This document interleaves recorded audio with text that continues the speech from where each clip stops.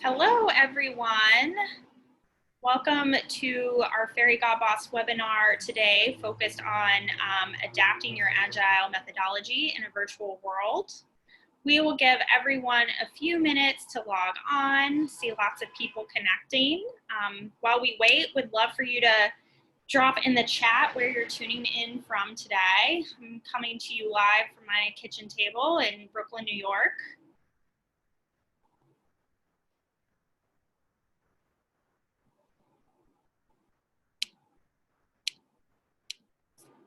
Just give everyone a few minutes.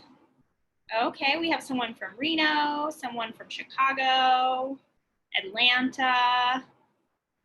Pretty spread out so far. North Carolina.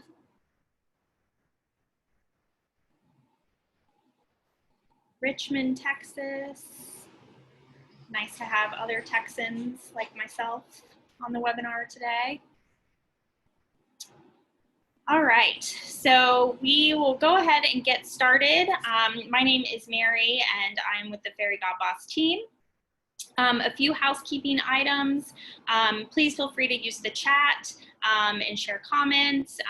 We'll also save time at the end for any questions. You can use the chat function or the Q&A function as well. And you also have the ability to ask questions anonymously if you'd like.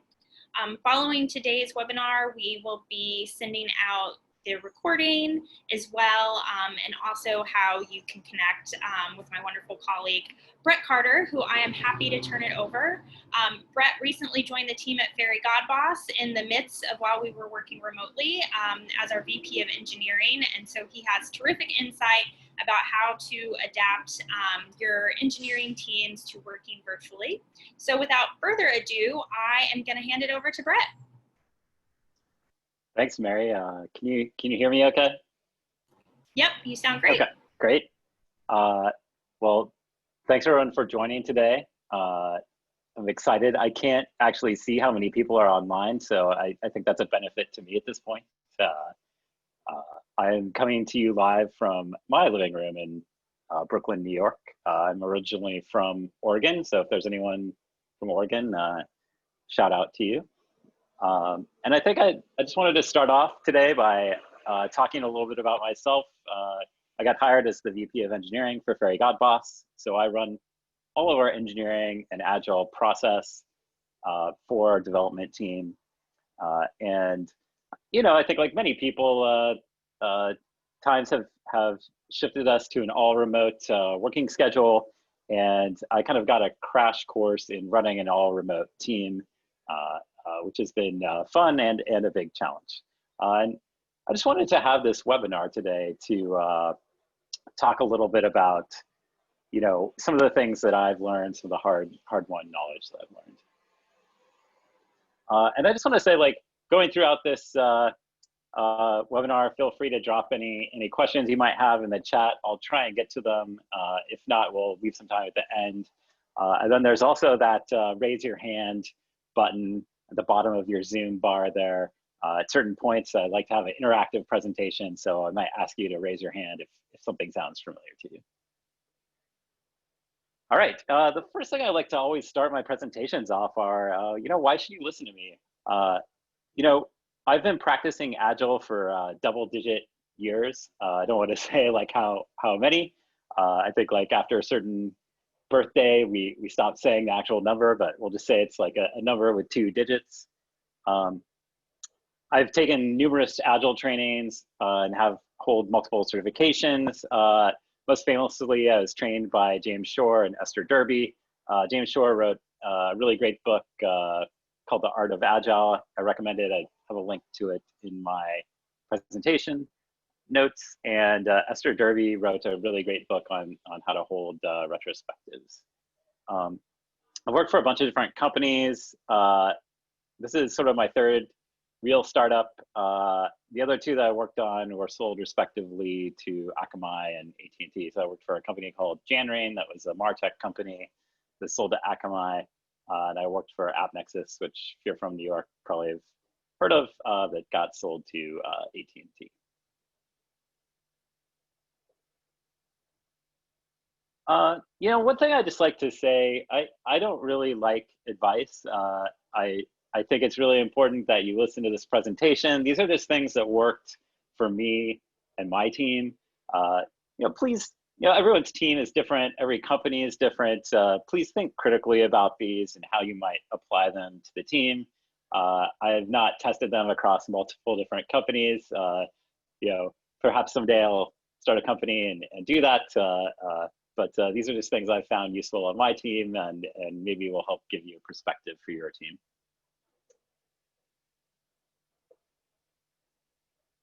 So I just wanted to talk about a little bit about my first day at Fairy God Boss. It was really before my first day. I decided to take a little bit of time off between jobs. I was planning a trip to Asia.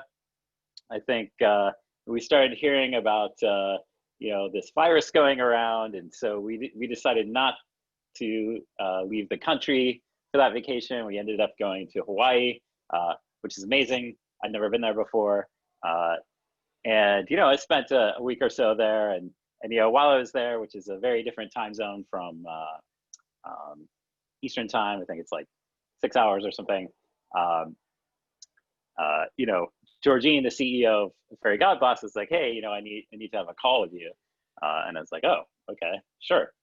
So I get on the phone with her. I think it was 2 a.m. my time, and she's like, "Well, hey, we've decided to have the company go all remote. This is going to be a really different job for you now. We need to, are you okay with this? We need to strategize about how to run the company going forward. This COVID thing seems like a really real thing." And so, on my first day, April 6th, I started at an all remote company. I'd only ever been to the office twice. And about half my team I'd never actually even met in person before. So that was my first day. Exciting. I can't say I wasn't bored. And I just wanted to talk a little bit about Agile for anyone that's not totally familiar with it. Agile's just a methodology for developing and planning software. The main goal is really to make predictable schedules, cost-effective development, and efficient development. We use a thing called story points. There's many different types of Agile. The one that we practice, we use story points. These are just units we use to level the sizing or the cost of developing any project. And then a sprint is just a set of time where you deliver working software that provides value to the company and to the business. And then velocity is how we map our story points to a sprint. So we just simply measure, we got 10 story points done in our 2-week sprint, and then we know that's approximately how much we can get done in 2 weeks. And once we sort of have that story point velocity pair, we can use that to really plan a roadmap and releases. And I think, why do people use Agile? Software projects, especially large ones, often fail. There's a famous paper, I think, that came out of Stanford that said that something like 40% of all large software projects fail. And I think people just realized a lot of upfront planning added a lot of costs to software development projects, and it actually really did not help them be successful. So I see Agile as having just the responsible amount of planning, but also being flexible enough to change when we discover new requirements, or often people don't have opinions about software until they see it working, and that's often very late in the software development process. So allowing that flexibility to change things as we go through the development process. And one thing I like to point out is, I think for many companies, often stability has a higher place than throughput. And by stability, I mean having a predictable amount of work that you can get done. I think many companies would prefer to trade, knowing that they could get X amount of work done per week versus, just the maximum amount of throughput, and have that be really hard to gauge.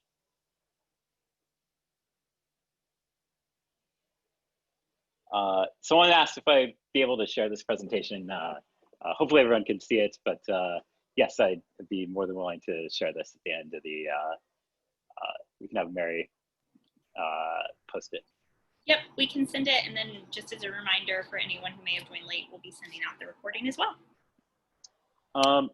So I sort of divided this presentation into two sections. First, I just want to talk about some of the unique challenges that I've noticed just working with remote teams in general. And then the second half is really going to be more about some of the tactics that I use on my team. So I think with being full-time remote, collaboration is much harder, I've found. Just for one thing, like we're on Zoom, we're already on our computer. I always have Slack and Gmail and various other things open. It's so easy to get distracted and not focus on the meeting.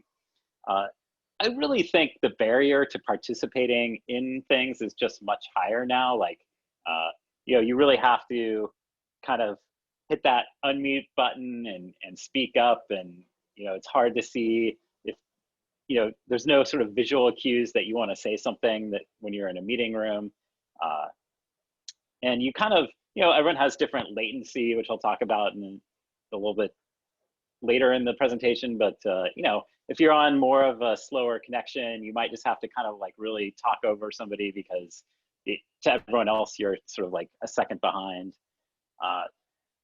Zoom fatigue is a real thing. There was a study done by I think HBR that showed people really had a much higher cognitive overhead meeting on video, specifically because just watching yourself on video, your own image is really stressful, and just all the little glitches that happen, even though the video conferencing technology has gotten a lot better, little lags and dropouts and things sort of add to the cognitive overhead. And one thing I've really found, it's very hard to get to know your coworkers. There's no time anymore for sort of casual conversations.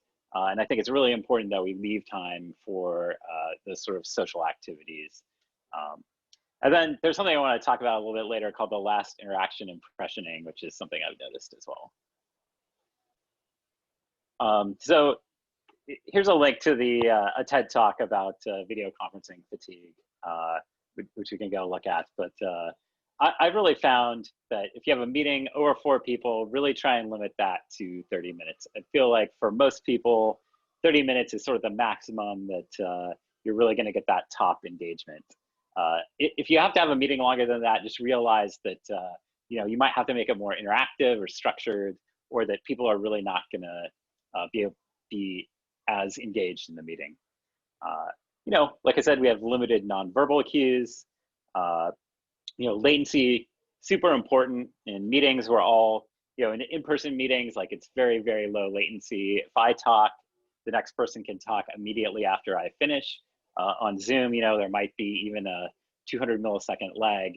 That puts you at a disadvantage to be sort of the next person to talk in the meeting. Then just, we're sitting the entire day, going from one Zoom meeting to the next Zoom meeting. We don't get to stop by the snack bar and grab a handful of peanut M&Ms, which are the best M&Ms, in my opinion, and have a little break, cognitive and otherwise, between meetings. Participation, I think, super important to model the behavior that you want on your team.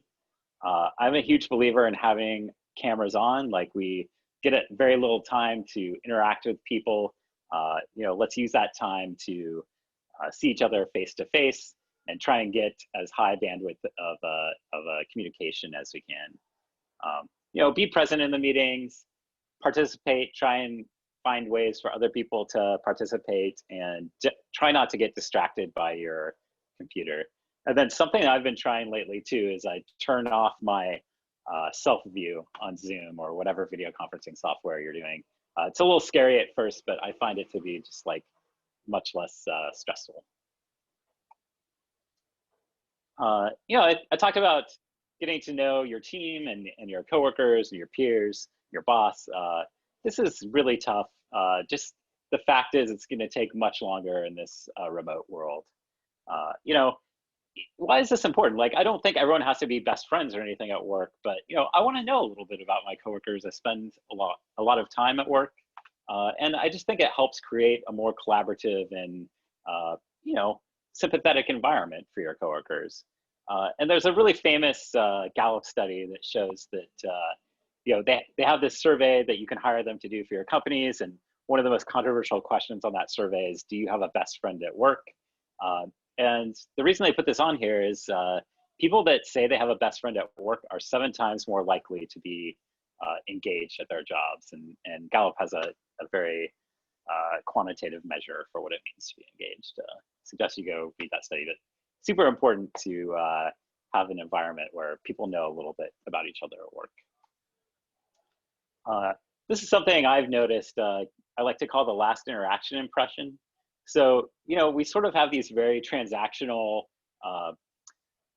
meetings with people, and we don't really get to have those casual conversations. And this leads to this sort of problem that I've seen where maybe I have a one-on-one with one of my direct reports, and I have to give them some difficult feedback, like maybe they're late to meetings or something like that.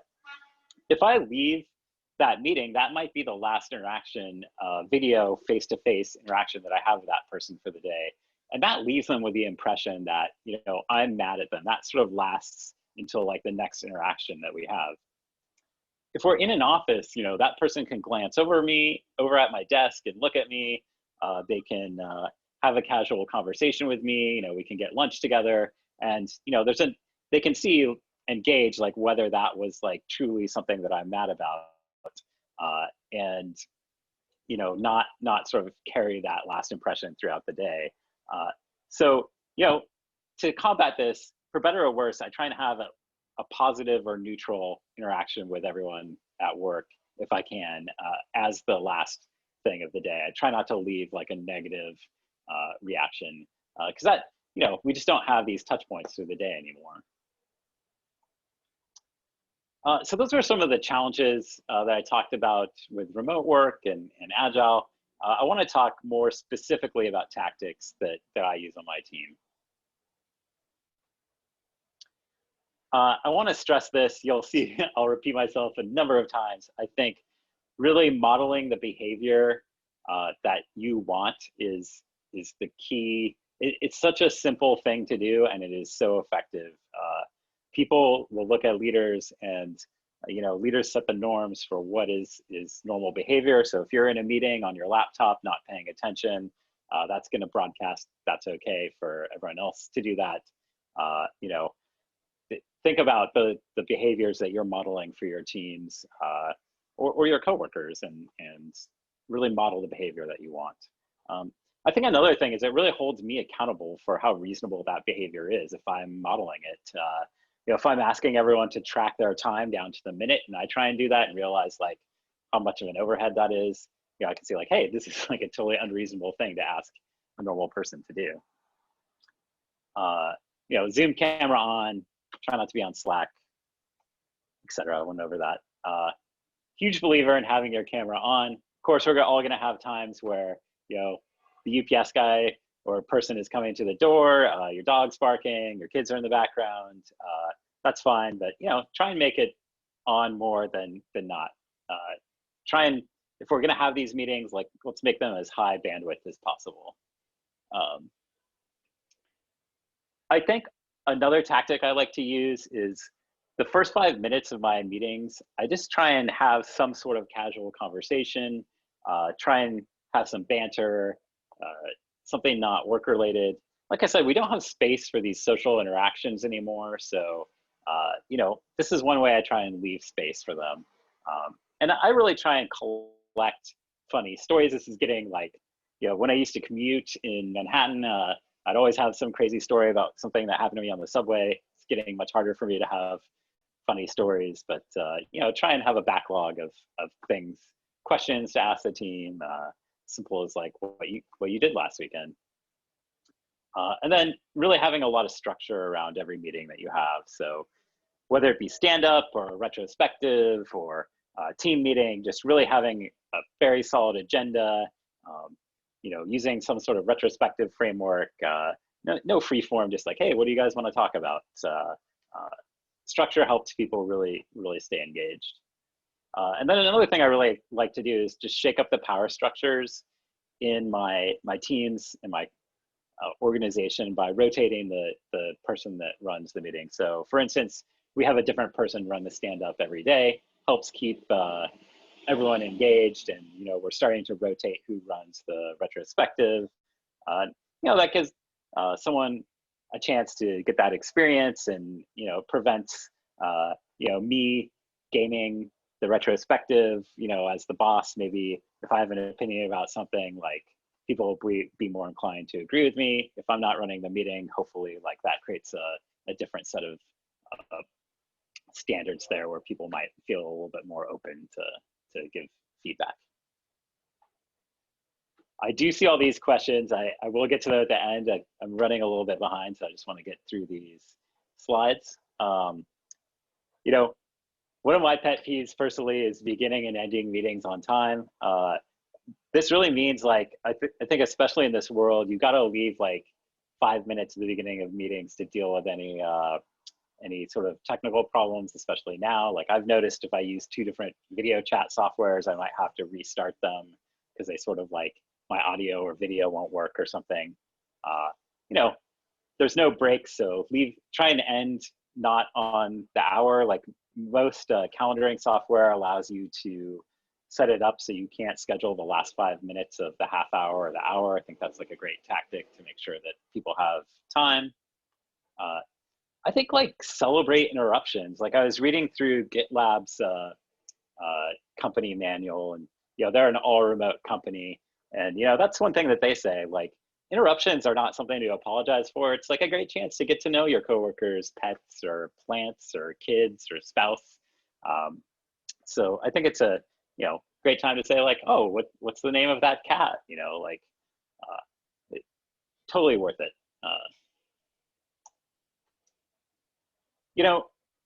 I talked a little bit about having a best friend at work. This is like a direct benefit of that. Like, really, brainstorming is about creating a safe place where everyone can just sort of like lay out their craziest ideas. And I've seen it in every company I work at. Some of the best ideas come from the places that you might not expect. At my last company, we had some really amazing product ideas come out of our support team because they were very uniquely positioned to understand what our customers wanted. I think also try and encourage participation. You can call on people and encourage them to speak up about their opinion, give them support. Discourage, this is a world that really, I'm an introvert. It's a scary world for introverts. It's a great world for extroverts. Encourage equal time across everyone. Extroverts are super important. We need them to start the conversation. Leave space for everyone to talk in the conversation as well. And I think totally fine to have awkward silence as well. That might give a chance for someone to collect their thoughts and speak up. As far as planning, these are just some very some things I've learned and some standard Agile best practices. Try and keep a groomed backlog of 2 times your velocity. This will prevent you from having too many planning meetings. Practice estimation on a regular cadence. It's important to remember that it's also a tool for learning. When the whole team doesn't agree about an estimate on something, that's a good time to sort of talk through, or maybe even go back and write a tech spec about what it would take to implement that feature. Because clearly, like, there's either multiple people on the team have a misunderstanding about what those things are. So find those opportunities for learning. Try not to game estimates. I'm so guilty of this. Like, I don't think anyone likes a really long planning meeting, but don't force people to come to an estimate. Like, we use planning poker, where everyone sort of like 1, 2, 3 lays out their estimate, and if they're all the same number, that's the estimate. If they're not, then we discuss it. But if people can't come to an agreement, it's fine to just be like, okay, we can't come to an agreement. We need to go discuss this further, because clearly, like, we have a misunderstanding here. I really like simple tools. There's a lot of online tools that can be used for Agile. There's some good ones out there. We're using a planning poker. I'll add the link to this deck before we send it out, that integrates with Jira, our ticket tracking system. But also, I just like Zoom chat or Slack. Like, people can just type a number in. It's flexible. There's nothing to set up or manage. So I really like simple tools. I think retrospectives are some of the most challenging meetings to have in an all remote culture. It's very, very difficult in a remote meeting to create a sense of collaboration and a sense of safe space, because it's just the cost to speak up in an all Zoom meeting is very high. I don't think I've seen any tool that beats a whiteboard for, it's reliable. Everyone understands how to use it. It's extremely high resolution. A couple of tools that we try to use Mural. Several people like a tool called Mural. We use Retrium. They're not perfect, but both of those are pretty good for doing retrospectives. They're very structured. They allow you to do all different kinds of common Agile retrospectives. Again, really time box it. This encourages people to participate, and like everything in Agile, we put a time box so people can prioritize value of various different things. And then out of a retro, one thing I've learned is just always make sure you have 1 to 2 and no more actionable outcomes. And this actually might be a boiled down, you may come up with some, we need to re-architect the front end CSS, but that might not be actionable in the next week or two. So, boil it down to like something very actionable, like, go research the CSS stack and make 2 recommendations that we can do in the short term or something like that. So it might be even boiling down further, like what comes out of your retrospective. And some retrospectives are just getting the team to talk about things and a waypoint on your team's journey through Agile excellence.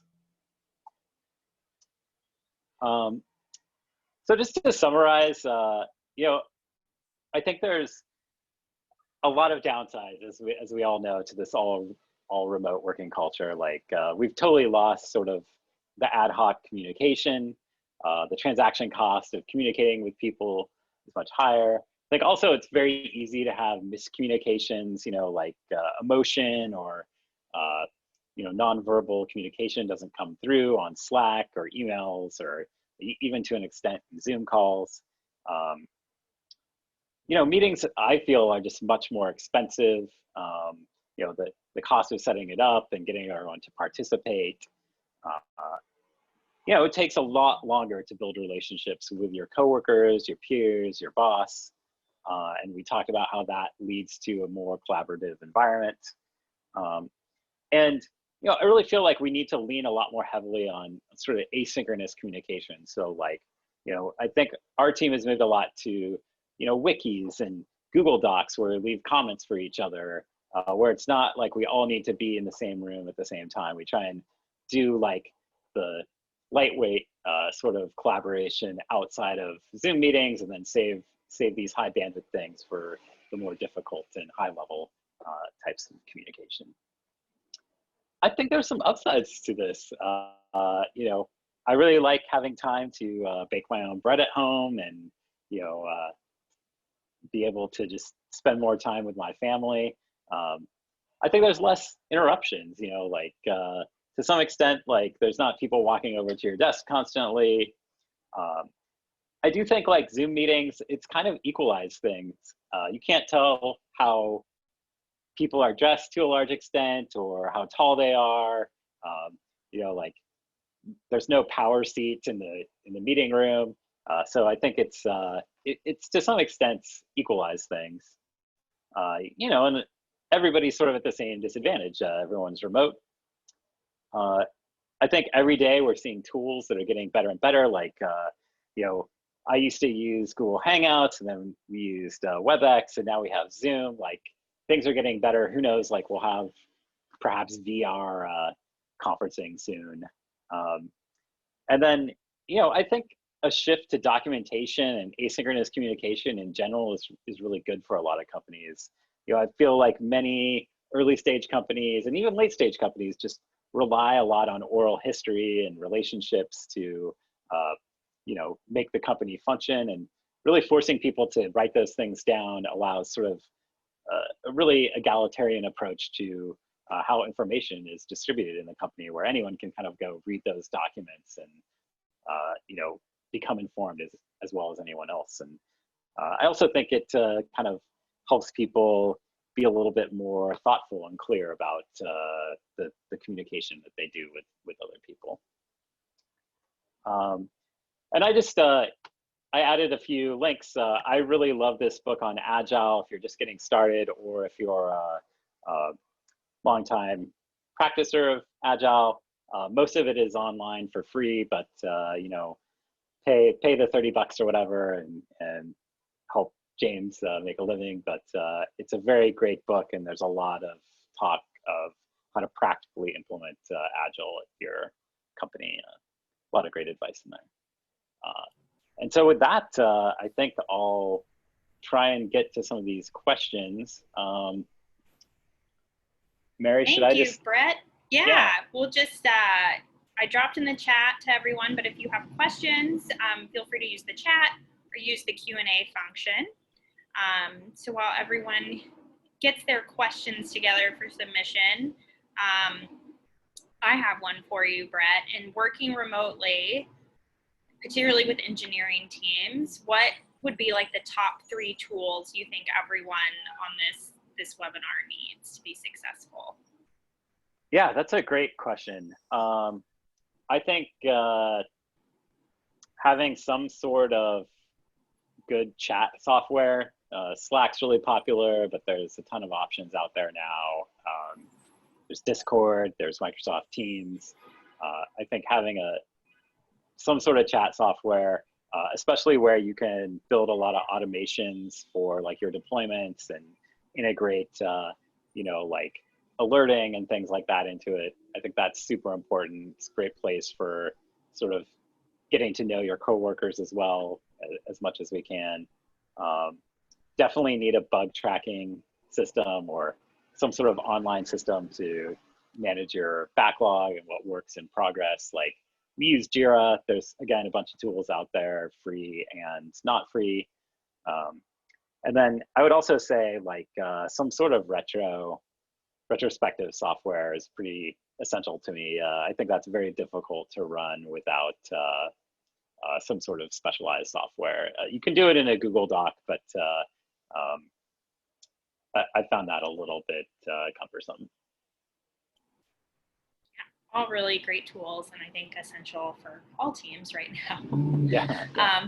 Okay, so we have a question from an attendee, and they would like to know if you have any advice on using Zoom versus phone time, particularly for one-on-ones.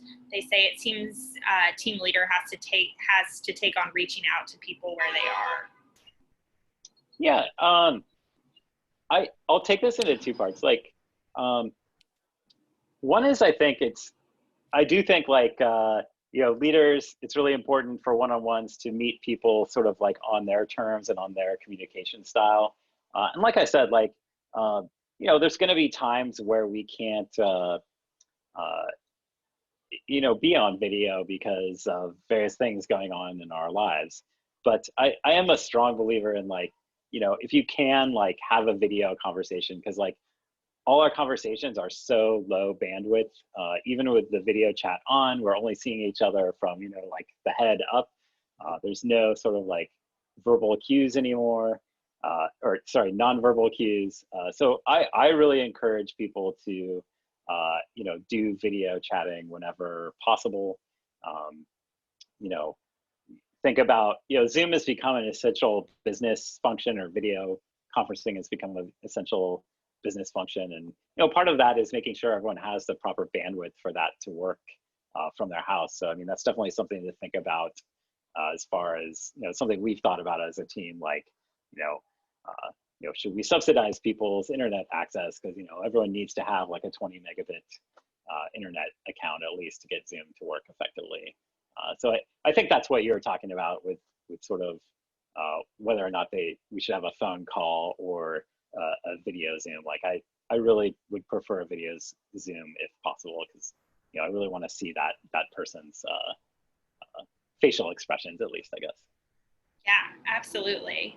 And I do feel like, though, sometimes an old-fashioned phone call is a breath of fresh air these Yeah. days. And like we forget that it can work. I feel like you and I had a meeting not too long ago and I couldn't get Zoom to work. And you were like, how about I just call you?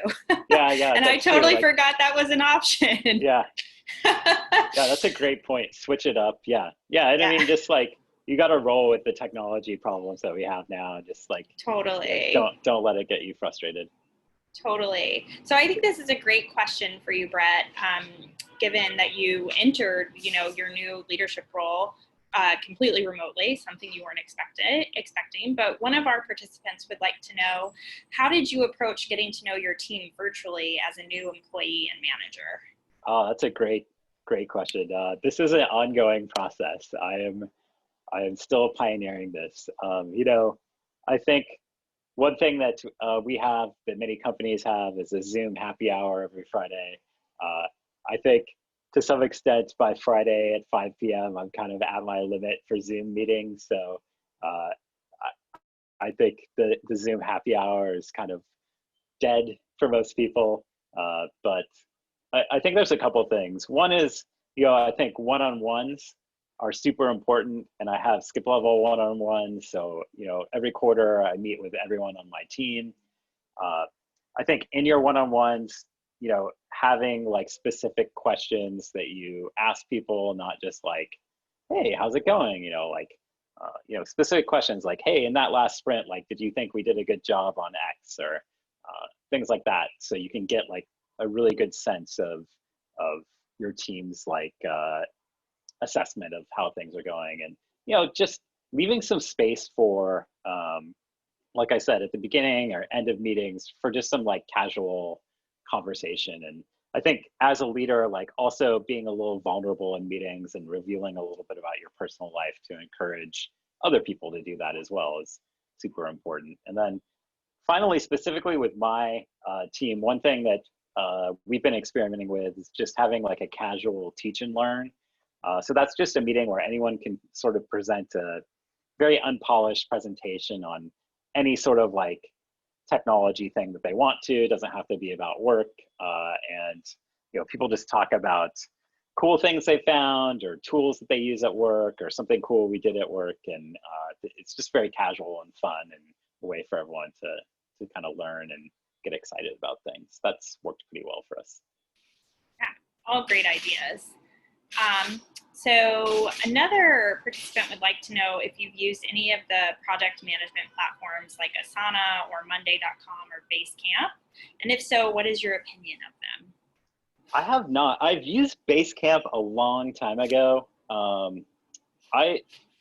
We just were using Jira when we got here, and I've used it for at many other companies, and I'm very familiar with it. So I'm a person that I like to prefer tools that I have a lot of experience with. It's not something I think we've looked at. And we're also like a very small company as well. I have my own complaints about Jira, and I think eventually we might look at something else to replace that. But I think it's just like anything in a company, you have to look at like the cost of replacing and training everyone on some new tool versus like the benefit that you get from it. So for us right now, Jira works just fine, and we'll probably continue to use that going forward. So kind of in the same spirit of starting a new job remotely, you started remotely, you've had a few new team members join us as well. So Yep. Can you talk a little bit about the onboarding process and what that's been like? Yeah, I can talk about it for myself, and then we've onboarded one engineer, and we're just onboarding a second one. So those are actually, I think, the first two people at our company that are fully remotely onboarded and have not met anyone in person. So myself onboarding, I think as a member of our executive team here was a little bit do-it-yourself, which I was kind of expecting, but you know, our VP of product really did a great job of kind of, you know, being my sort of best friend for that onboarding process and making sure I got walked through everything. And, you know, he went through the process himself about a month before. So he was like, okay, here's all the things that you need to watch out for. And then, you know, myself, I made like a 60 or a 30, 60, 90 day plan with a bunch of things just kind of to help myself organize everything that I felt I needed to learn and execute on as I was onboarding onto the company. You know, so for myself, it's kind of like, you know, I learned as I was going through it. For our engineers, we actually just created a lot of structure. And I think even, you know, that's important for anyone onboarding, but even more, like I try and make sure that the person's first week just has a lot of structure, a lot of, you know, their schedule being full, because it's really weird to start your first day at a company and just like sit at home not knowing like what you're supposed to do alone, being kind of afraid to reach out to people. So a lot of structure, and then you know, making sure that we have easy wins for that person to make them feel like successful and build confidence in their first couple days and weeks at the company. And then we do trainings in various parts of our stack with various people on the engineering team. So that both helps them walk through the code base, get to know our technology stack, and meet different people in the company. But you know, it's an ongoing process that we're trying to figure out. And I also am experimenting with doing sort of a mini 30, 60, 90 day plan with this most recent onboarding hire that we have, just to kind of help them organize all the things, you know, and help me organize all the things that they should be doing in their first sort of quarter here. So, yeah, no, yeah. That's a great idea. Helps keep everyone on track, especially when we're just, you know, to your point, not bumping into each other in the hall or having that time where you can just walk over to someone's desk. Well, last call for questions. I don't have any more in the queue, so I'll give everyone like 30 seconds in case you have one last thing that you need to know from Brett. But like I mentioned at the top of the webinar, we'll be sending out this recording. We can send out the slides as well, and then we'll also include a link to Brett's Fairy God Boss profile so you all can connect with him there as well. So with no further questions, thank you all for joining us. Thank you, Brett, for making time, and I will hand it over to you for any closing remarks. Yeah, I just wanted to thank everyone for coming today and listening to me pontificate about my team and Agile. And good luck to everyone out there, and you know, I hope this is helpful to everyone. Great. Thank you so much, Brett. Thanks everyone for joining, and have a lovely week. Bye, everyone. Bye.